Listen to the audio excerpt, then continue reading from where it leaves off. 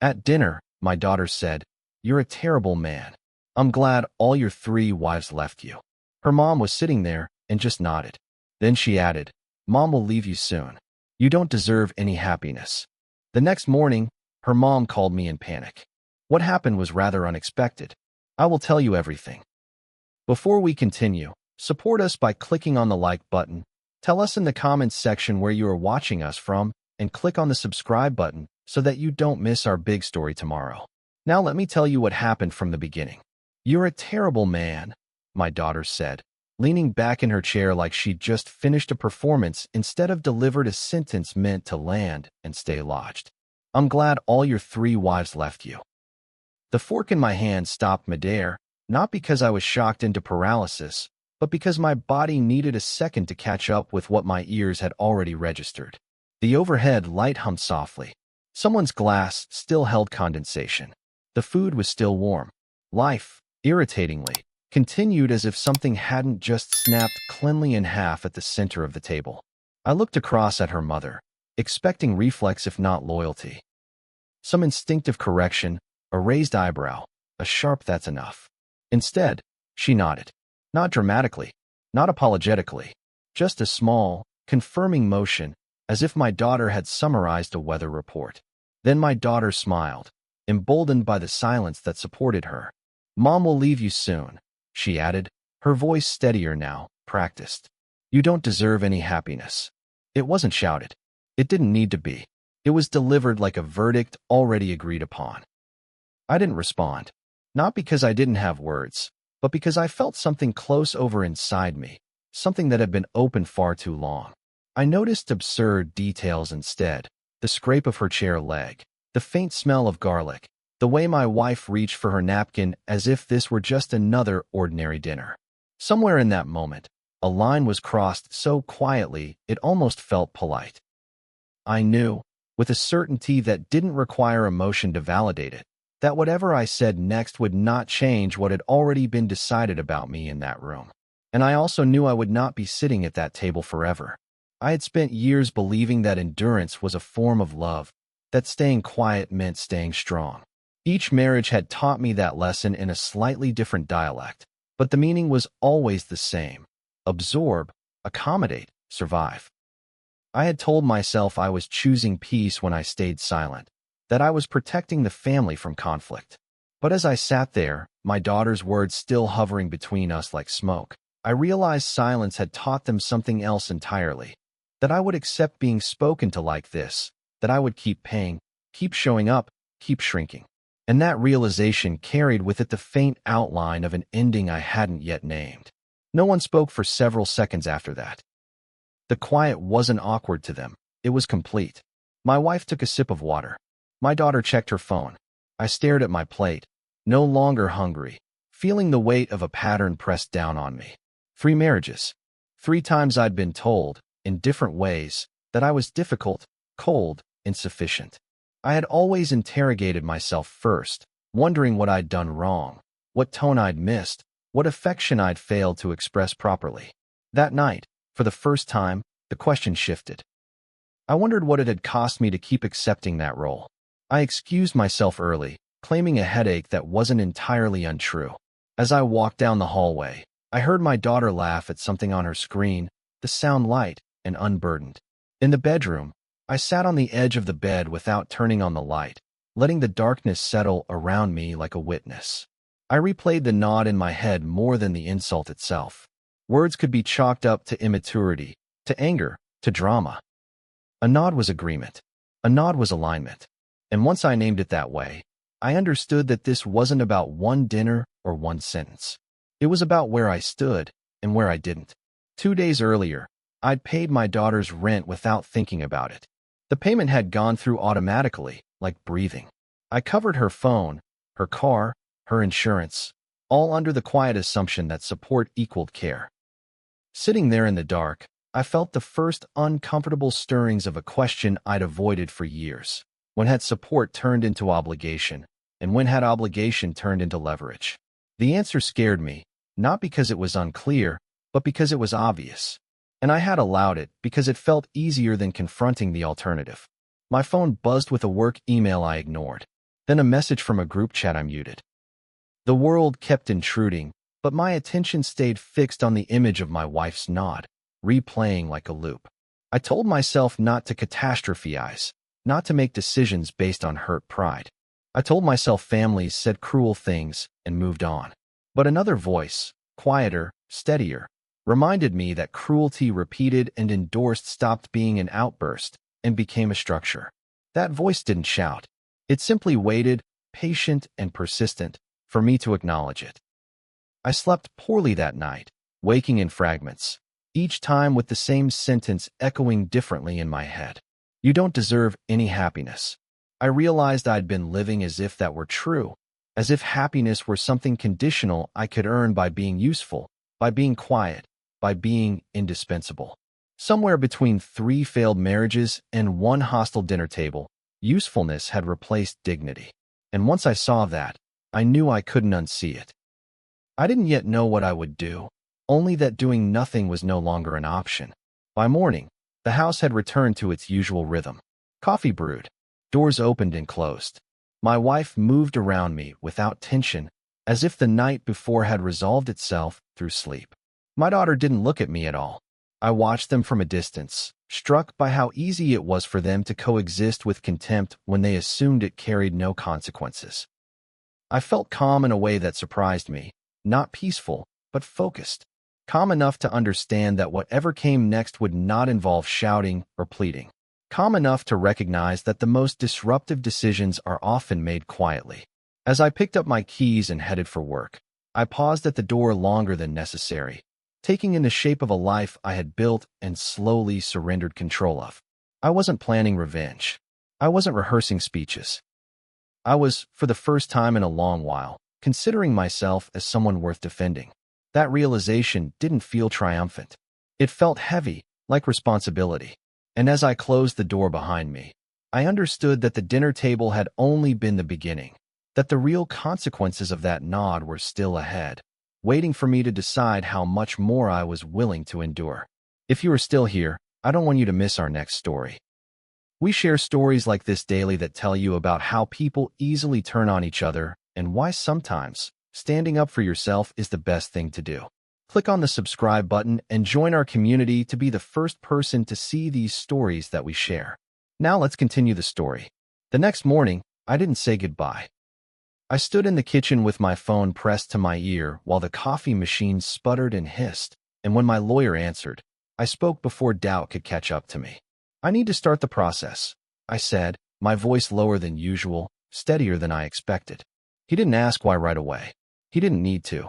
There was a pause, papers shuffling, a keyboard clicking, and then he said, "All right, let's talk about next steps." As I stared out the window at the still dark street, I knew this call would ripple outward in ways I couldn't yet measure, and that whatever calm I felt now would be tested soon enough. When I hung up, the house was awake but distant. My wife moved through the hallway with the same casual efficiency she always had, as if the night before had been an inconvenience already filed away. My daughter grabbed her bag without looking at me, earbuds in, sealed off in her own world. No one mentioned dinner. No one apologized. That silence wasn't neutral, it was curated. I realized then how often I had mistaken quiet for peace, how often I'd accepted emotional absence as stability. As I rinsed my mug and set it in the rack, I understood that once the papers were delivered, this carefully maintained calm would shatter, and that I was the one choosing to break it. Driving to work felt surreal, the city moving around me while my mind replayed fragments of the night before. I remembered the nod again, the way it landed heavier than any insult. 3 marriages, 3 endings. I had always told myself the common denominator wasn't me, but timing, circumstance, incompatibility. Yet each ending had been preceded by the same erosion. Respect thinning out, affection becoming transactional, my role reduced to what I provided rather than who I was. At a red light, I caught my reflection in the rearview mirror and wondered when I'd learned to confuse endurance with virtue. That question stayed with me, heavy and unresolved, hinting that this decision, once set in motion, would demand more honesty from me than I'd ever practiced. By mid-morning, emails piled up, meetings blurred together, and the world insisted on functioning normally. A coworker asked if I was all right, noticing my distraction, and I lied automatically, saying I hadn't slept well. That small deception felt familiar, almost comforting. Around noon, my phone buzzed with a text from my daughter. "Can you send me money later? Need to cover something." No greeting. No acknowledgement of last night. Just expectation. I stared at the screen longer than necessary, feeling the shape of a boundary forming even if I wasn't ready to enforce it yet. I didn't reply. That silence, unlike all the others I practiced, felt intentional and dangerous. 2 hours later, my lawyer emailed to confirm timelines and next steps, the language precise and impersonal. Once served, reactions can be unpredictable, he wrote. I read that line twice. Unpredictable. I pictured my wife's face when she opened the envelope, the way confusion would turn to fear, then to anger. I wasn't looking forward to it, but I wasn't afraid either. The fear had already done its work over the years, keeping me compliant, keeping me still. Now there was something else underneath, resolve, maybe, or fatigue sharpened into clarity. I knew once this started, there would be no going back to the version of myself who accepted being diminished for the sake of harmony. That evening, the house felt heavier, as if it sensed what was coming. Dinner was quiet, painfully so, the clink of cutlery louder than any conversation. My wife talked about errands and schedules, mundane details delivered with the assumption of continuity. I answered when necessary, conserving energy, watching her closely. She seemed relaxed, secure in the belief that whatever tension existed could be managed or ignored. I thought about how often I'd reassured her in the past, smoothing things over, absorbing blame. Sitting there, I felt the temptation to do it again, to restore the familiar balance. Instead, I ate in silence, knowing that my restraint now would soon be interpreted as betrayal. Later that night, as I lay awake, my phone lit up with another message, this time from my wife. "You're being weird today. Are you mad?"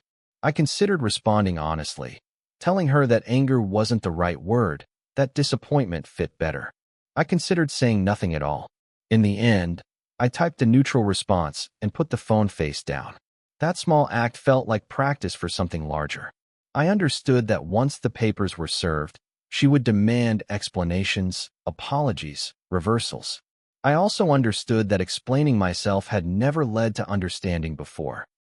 It had only prolonged the inevitable. The next morning, I left early, avoiding the kitchen entirely. By lunchtime, the courier confirmation came through, delivered. Just one word, stark and final. I sat at my desk staring at it, feeling a strange mix of nausea and relief. This was the point of no return, the moment after which every interaction would be reframed, every past grievance dragged into the light. I imagined the envelope being opened, the sharp intake of breath, the scramble for control. I didn't feel triumphant. I felt braced, like someone standing at the edge of a storm they'd chosen to walk into rather than wait for it to hit them. My phone rang an hour later. I didn't answer. It rang again, then again, the vibration rattling against the desk. Coworkers glanced over, curiosity flickering across their faces. I silenced it and took a deep breath, grounding myself in the present. I knew the call would come eventually, and when it did, it wouldn't be gentle. The urge to preempt it, to call first, to soften the blow, rose up instinctively. That urge had guided me for years. Ignoring it felt like learning a new language, awkward and uncomfortable but necessary. When I finally left work, dusk had settled in, the sky bruised purple and gray. I sat in my car for several minutes before starting the engine, letting the weight of the day settle. I thought about my daughter, about the confidence with which she'd spoken, the certainty that there would be no consequences. I thought about my wife, about the nod that had signaled agreement rather than mediation.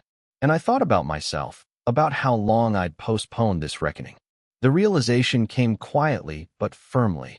Once they understood, I would no longer absorb the impact of their words without response. Everything would change. Whether that change led to understanding or further hostility no longer mattered as much as the fact that it was happening. As I pulled out of the parking lot, my phone lit up again, this time with my wife's name flashing insistently. I let it ring until it stopped, my hand steady on the wheel. I knew I couldn't delay the conversation forever, but I also knew timing mattered. Tonight wasn't about explanations or negotiations. Tonight was about accepting that the power dynamic had shifted the moment I chose myself. And as the city lights blurred past, I understood that the silence I'd maintained for years was finally breaking, not with an outburst, but with a decision that would echo long after the calls stopped coming. My phone rang again the next morning, sharp and insistent, cutting through the quiet like it had something to prove. I was standing in the garage, halfway through tying my shoes, when I saw her name on the screen. This time, I didn't let it ring out. I answered, already knowing the tone on the other end would be nothing like the calm domestic normalcy she'd worn for the past 2 days. "Why are you divorcing me?" she demanded, her voice brittle, breathless, as if panic had finally caught up to certainty. There was no greeting, no preamble, just accusation framed as confusion, as if the question itself were proof I'd acted irrationally. I leaned against the cold concrete wall and listened to the sound of her breathing, the way it sped up when I didn't answer right away. I wasn't searching for the right words. I already had them. "Because you supported your daughter when she insulted me," I said evenly. "You didn't stop her. You agreed with her." The line went quiet for half a second, then she scoffed, a short, incredulous sound that told me everything I needed to know about how seriously she took my explanation. In that scoff lived dismissal, entitlement, and the belief that my role was to endure, not object. She launched into a defense immediately, her words tumbling over each other. She was just saying how she feels. "You're too sensitive. You've always been like this." I closed my eyes, feeling a familiar frustration rise, the old instinct to clarify, to contextualize, to defend my character against a narrative that had hardened over time. Instead, I let her speak. I had learned, painfully, that interruptions only gave her something to push against. When she paused, waiting for my rebuttal, I said, "It wasn't what she felt. It was how she said it, and the fact that you endorsed it." My voice didn't waver, and I noticed that unnerved her more than anger ever had. Then she said it, the sentence that stripped the situation of all ambiguity. She was right, she told me flatly. "You are just terrible." There it was. No justification, no cushioning, just confirmation. I felt something detach inside me, not dramatically, but cleanly, like a knot finally loosening after being pulled too tight for too long. That sentence didn't hurt the way insults usually do. It clarified. It explained the nod, the silence, the confidence with which my daughter had spoken. It told me exactly where I stood, and where I always had. I ended the call without raising my voice, without announcing my decision. I didn't need to. The click felt louder than any argument we'd ever had. For a moment, I stood there staring at my phone, half expecting regret to rush in and take over. It didn't. What I felt instead was an unfamiliar steadiness, the kind that comes when something you've been wrestling with internally finally resolves into a single, undeniable truth. I hadn't imagined the disrespect. I hadn't overreacted. I had simply reached the point where denial was no longer sustainable. The rest of the morning unfolded in fragments. A missed call from my daughter. A notification from my bank app reminding me of upcoming payments. A calendar alert for a meeting I barely remembered scheduling. Each interruption felt like a reminder of how interconnected everything was, how disentangling myself would require more than just legal paperwork. As I drove to work, I thought about the way my wife had said terrible, not in anger, but in conclusion. It wasn't a feeling, it was a verdict she'd reached long ago. That realization settled heavily, bringing with it a quiet grief for a marriage that had ended emotionally before it ever ended legally. At lunch, my daughter finally texted again. "Mom says you're being crazy. What's wrong with you?" I stared at the words, noticing how easily she'd aligned herself with her mother's perspective, how quickly my attempt at self-preservation had been reframed as instability. I didn't respond, not because I didn't care, but because I recognized the trap. Any explanation would be dissected, dismissed, or weaponized. I had spent years trying to be understood by people who benefited from misunderstanding me. That pattern ended the moment I stopped feeding it. Later that afternoon, my lawyer called to check in, his tone measured and professional. He reminded me that reactions often intensified once emotions settled in, that financial and logistical boundaries would need to be addressed carefully. As he spoke, I glanced at my phone again, seeing the list of recurring payments tied to my daughter's life. Rent, phone, car. Each one represented support I'd offered without conditions, believing it was an expression of love. Now, for the first time, I questioned whether that support had insulated her from accountability, whether it had reinforced the belief that she could say anything without consequence. The thought made my stomach twist, not with guilt, but with recognition. That evening, my wife tried calling again. This time, I let it go to voicemail. The message she left oscillated between outrage and appeal, her words tumbling out faster as she spoke. She accused me of abandonment, of punishment, of overreacting to one comment. Listening to it later, I was struck by what she didn't say. There was no acknowledgement of harm, no curiosity about my experience. Only fear. Fear of losing stability, control, narrative. I understood then that the panic she felt wasn't about love slipping away. It was about certainty dissolving. And certainty, I had learned, was the currency she valued most. I slept better that night than I had in weeks, the exhaustion deep and unbroken. When I woke, there was a sense of inevitability in the air, as if events were now moving forward without requiring my constant intervention.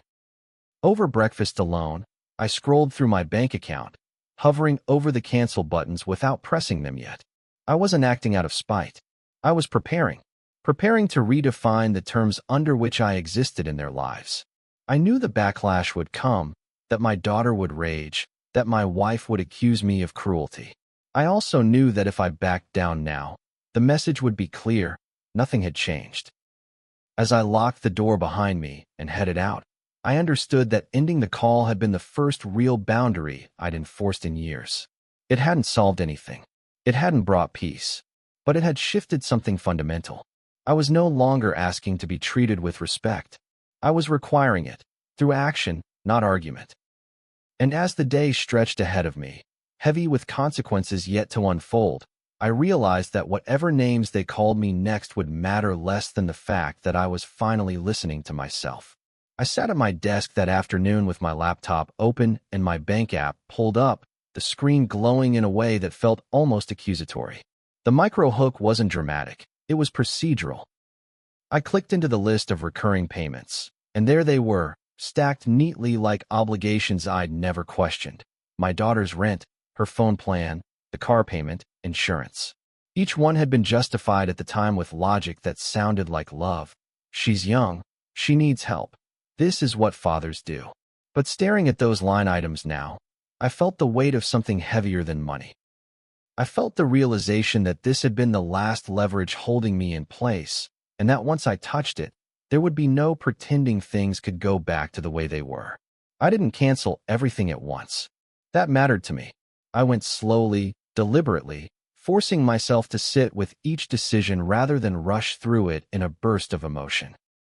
When I canceled the phone plan, a confirmation email popped up almost instantly, cheerful and automated, as if it had no idea it was severing a tether.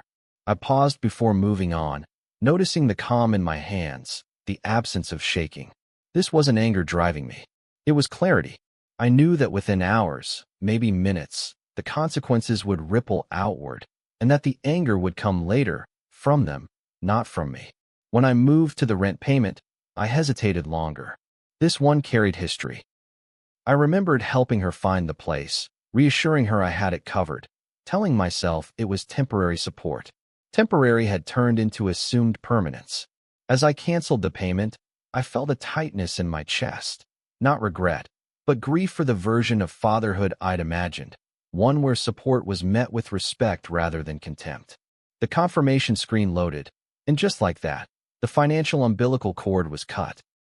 I sat back in my chair, exhaled slowly, and understood that whatever came next would be loud. The car payment was last. That one felt symbolic, representing freedom she enjoyed without acknowledging the cost. I canceled it and closed the app, my heart steady but heavy. Almost immediately, my phone buzzed. Then buzzed again. I didn't look right away. I stood up, walked to the window, and watched traffic move below, people absorbed in their own lives, unaware that mine had just shifted on its axis. Somewhere in that moment, I knew I'd crossed into a new phase, one where boundaries weren't theoretical but enforced. The call finally came through from my daughter, her name flashing insistently. I answered, bracing myself without tensing, a skill I hadn't known I possessed until that moment. "What did you do?" she demanded, skipping any pretense of conversation. Her voice was sharp, panicked, threaded with disbelief. I told her plainly that I'd stopped making the payments. There was a beat of stunned silence, then an explosion of words, accusations, disbelief, outrage. She told me I couldn't do this, that I owed her, that I was ruining her life. I listened without interrupting, recognizing the familiar rhythm of entitlement dressed up as injustice.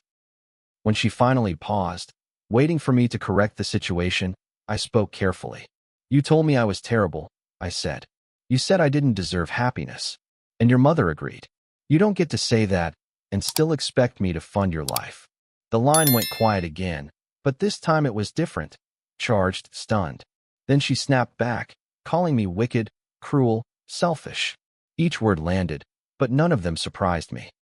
I realized then that she had never considered the possibility that her words might carry weight, that they might cost her something tangible.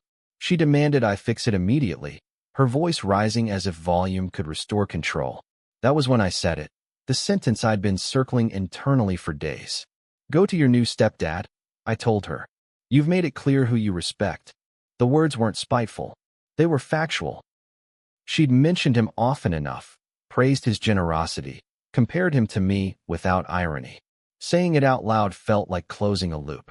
She called me names again, louder this time, and then hung up on me, the line going dead with a sharp finality that echoed in my ear. Within minutes, my wife called. Then called again. I didn't answer. A text followed, then another, each more frantic than the last. "What are you doing? You're punishing her to get to me. This is abusive." I read them without responding, noticing how quickly the narrative shifted. When I provided, I was expected to remain silent. When I stopped, I was labeled dangerous. That contrast told me more than any argument could have. I realized that my value in their eyes had been conditional all along, tied directly to what I supplied rather than who I was. That night, I sat alone in the living room, the house quieter than usual, as if it too were holding its breath. The guilt came in waves. Not because I believed I was wrong, but because I'd been trained to associate boundaries with harm. I interrogated my motives carefully, the way I always had. Was this revenge? No. Was it impulsive? No. Was it necessary? That question lingered, and the answer, uncomfortable as it was, remained yes. I couldn't demand respect while subsidizing contempt. That equation had finally broken. A friend called later, someone who'd known me through more than one marriage. I didn't give him all the details, just enough to explain the tension in my voice. He listened quietly, then said something that stuck with me. "They're angry because you changed the rules without asking permission." The simplicity of it startled me. I had spent years asking permission to exist comfortably in my own life, negotiating for scraps of consideration. Changing the rules felt radical not because it was cruel, but because it was overdue. As I went to bed that night, my phone silent for the first time in days, I felt the weight of what I'd done settle fully. I knew this wasn't the end of the fallout. There would be more calls, more accusations, more attempts to pull me back into the old dynamic. But beneath the anxiety, there was something else, a quiet, grounded sense of control I hadn't felt in years. For the first time, their anger didn't scare me. It confirmed what I already knew. I had stopped buying my own erasure, and there was no refund policy on self-respect. 2 days later, my phone buzzed while I was standing in line for coffee, and the message that lit up the screen wasn't from my wife or my daughter. It was from an old friend who had seen my name pop up on his missed calls list. "You sounded off the other night," he wrote. "Want to talk?" That simple question hit harder than any accusation I'd received all week, because it didn't assume guilt or demand correction. It just acknowledged that something had shifted. I replied yes without overthinking it, already sensing that this conversation would force me to articulate truths I'd been circling but hadn't yet said out loud. We met that evening at a quiet place neither of us had strong opinions about, the kind of neutral ground that made honesty easier. Before I could even explain, he looked at me and said, "You look lighter. Tired, but lighter." I laughed once, short and humorless, because it felt absurd to be described that way in the middle of a divorce and a family rupture. Still, I understood what he meant. The constant vigilance, the careful monitoring of tone, timing, spending, had eased, replaced by something rawer but more honest. I told him about the dinner, the nod, the phone calls, the cancellations. I didn't dramatize it. I didn't need to. The facts carried their own weight. He listened without interrupting, his face unreadable, and when I finished, he asked a question that stopped me cold. "When was the last time anyone in that house thanked you?" I opened my mouth to answer automatically, then closed it again. My mind searched for examples, excuses, qualifications. I thought about birthday dinners paid for, emergencies handled, inconveniences absorbed. Gratitude, I realized, had been replaced by expectation so gradually I'd mistaken it for maturity. Saying that out loud felt exposing, like admitting I'd misread a situation for years. I felt a flush of embarrassment, not because I'd been generous, but because I'd been invisible while doing it. On the drive home, his question echoed louder than the insults had.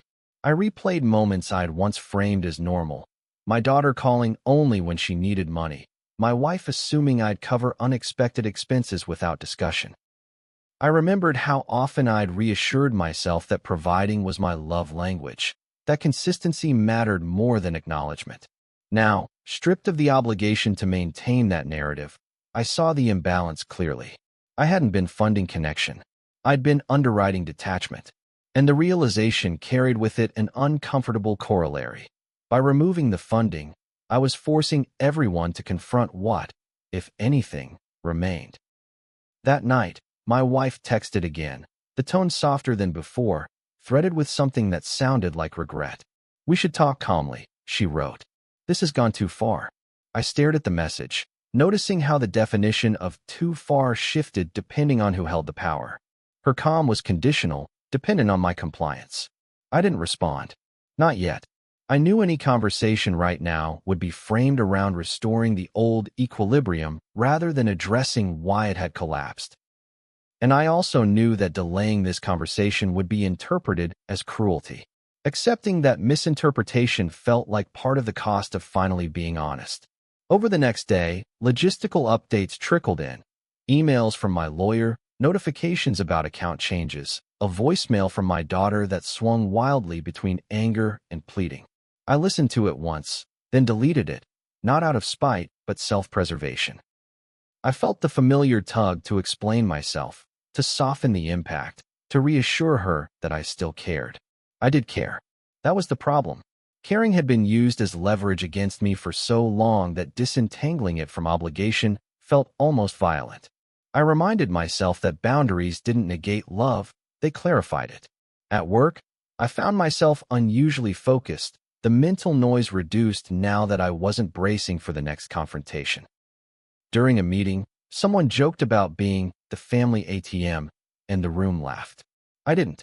The phrase landed differently now, stripped of humor. I thought about how often I'd internalized that role without questioning its implications. An ATM isn't consulted. It isn't respected.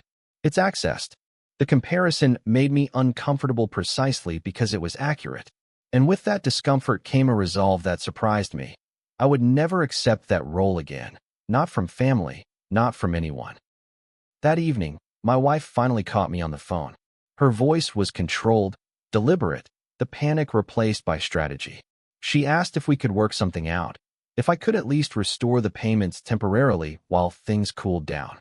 I listened, recognizing the familiar cadence of negotiation, the subtle framing of my boundary as an overreaction. When I told her no, calmly and without explanation, there was a pause heavy enough to feel through the line. "You're doing this to hurt us," she said finally.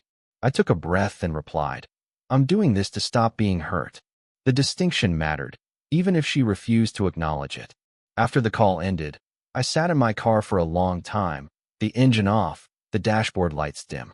I felt the full weight of what I was losing. not just the marriage, but the illusion that my sacrifices had been seen and valued. There was grief in that, real and sharp. But there was also relief, the kind that comes when you stop waiting for someone else to validate your pain. I understood then that my final boundary wouldn't be financial. Money was just the language they understood best.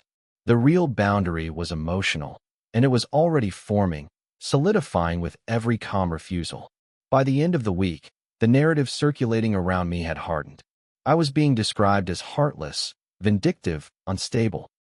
Friends relayed fragments of it with caution, unsure how I'd react. I listened without correcting them, noticing how little the labels affected me now.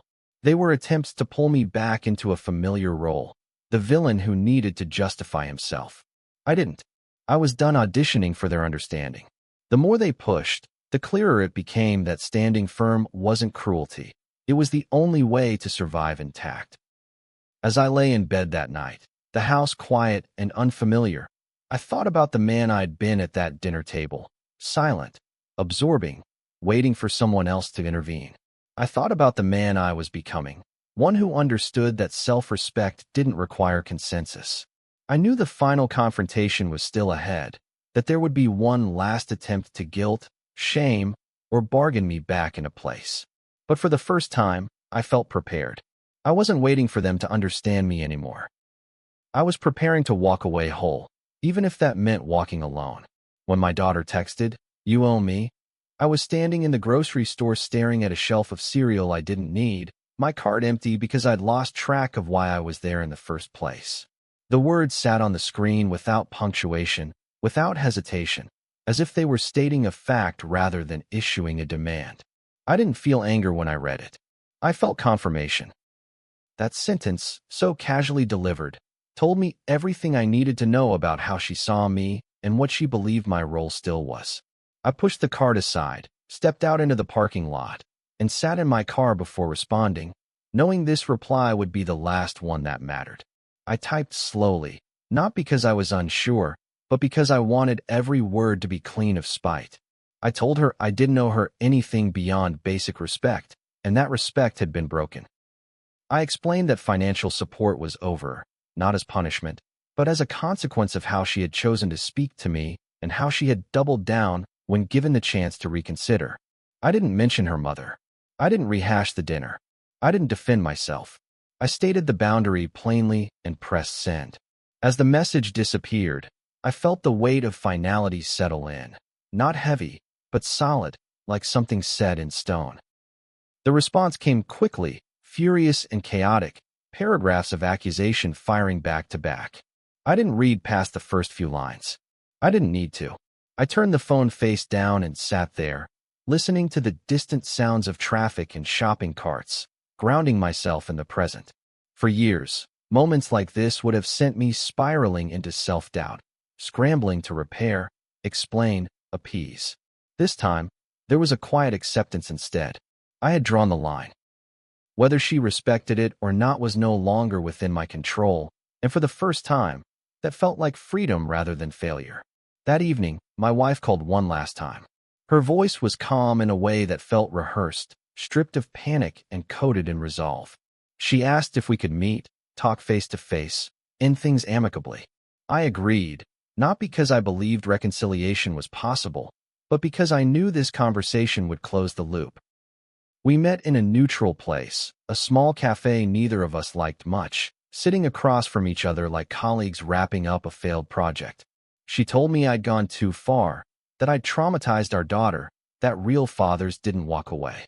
I listened, nodding once, not in agreement, but acknowledgement. When it was my turn to speak, I didn't argue point by point. I told her that what broke us wasn't the divorce papers or the canceled payments, but the moment she nodded while our daughter told me I didn't deserve happiness. I told her that moment revealed an alignment I couldn't unsee, one that made staying impossible without erasing myself. She tried to interrupt, to reframe, to minimize, but I didn't engage. I wasn't there to convince her. I was there to be honest. When I finished, she looked at me for a long moment, then shook her head as if disappointed. That was fine. Disappointment was something I could live with now. We left separately, no dramatic exit, no tears. Just the quiet end of something that had been over long before we acknowledged it. In the days that followed, the noise faded. Fewer calls, fewer messages. The anger burned itself out, replaced by a colder distance that, surprisingly, felt easier to manage. I focused on practicalities.